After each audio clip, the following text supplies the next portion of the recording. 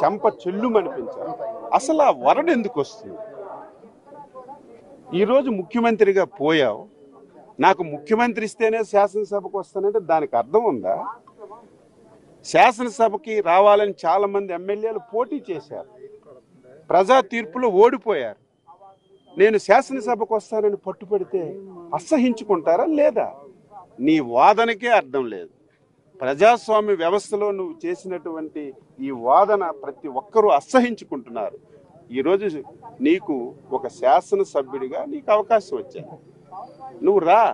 నీదొక రాజకీయ పార్టీ, నీ పార్టీ తరపున ఏ అంశం నువ్వైనా లేవనెత్తే అవకాశం వస్తుంది.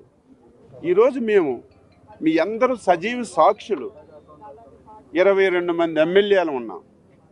మాకు ఎన్ని అవమానాలు చేశారు మీ అందరూ చూశారు. మీడియా కూడా 5 సంవత్సరాలు శాసనసభలోకి వచ్చే అవకాశం లేకుండా చేశారు. అలాగని చెప్పి మేము శాసనసభ ఎగ్గొట్టలేదే.